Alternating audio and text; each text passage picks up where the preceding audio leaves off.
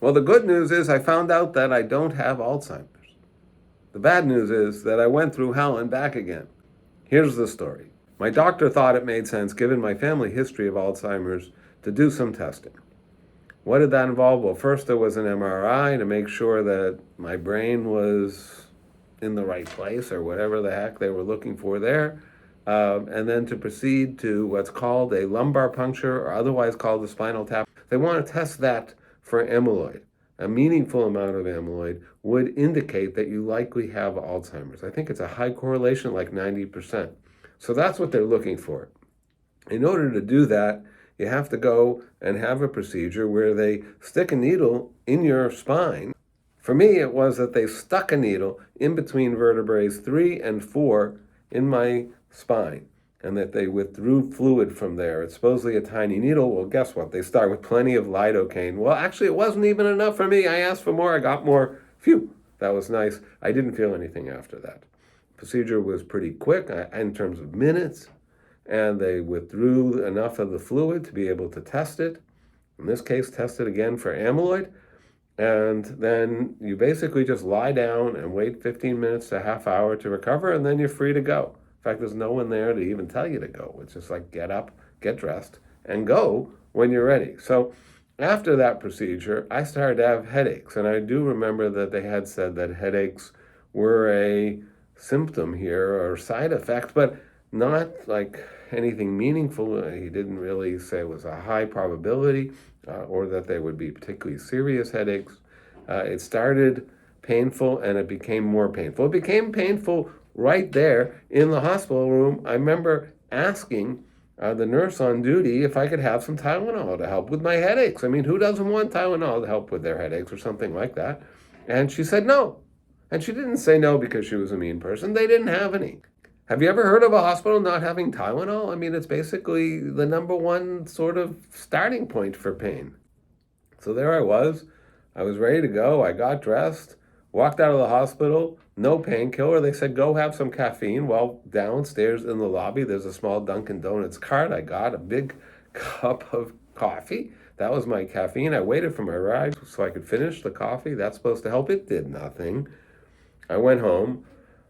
I laid down in bed. That's the only thing I wanted to do. I took 2 or 3 Tylenol and, did it help? It helped a little. Well, so the next day I reported this to my doctor, and what did he say? Well, he started to ask questions about the headache. Where were they? Well, they were in the front here. When did they occur? I said, basically when I stand up.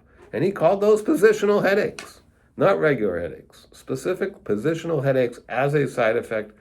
And what he said was there was a leak and there wasn't the fluid doing whatever it's supposed to be doing.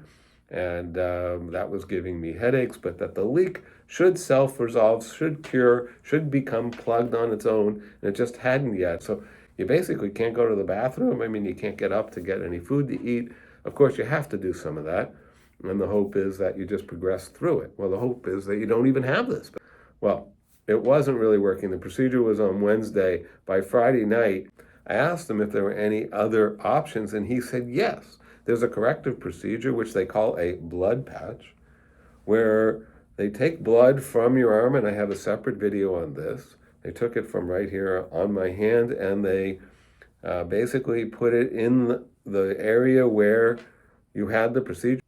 So for me, it was between vertebrae 3 and 4, and they inject the blood in that area, and the blood, I don't know if the word coagulates, but it finds any holes and finds this hole, and it plugs it up. It just sort of goes to where it needs to go. They put 30, I think, cc's of blood from my arm into my back, filled it up. I started to feel headaches right there in the operating room when they were doing it, and he said, well, that's a good sign. And then, sure enough, in the recovery room, I wasn't feeling any more headaches.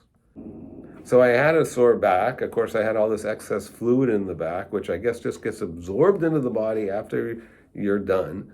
It may take a day or two. And so I rested and stayed basically horizontal and iced my back and took some more Tylenol. And 2-3 days later, voila, here I am. I think I'm basically better and basically healed.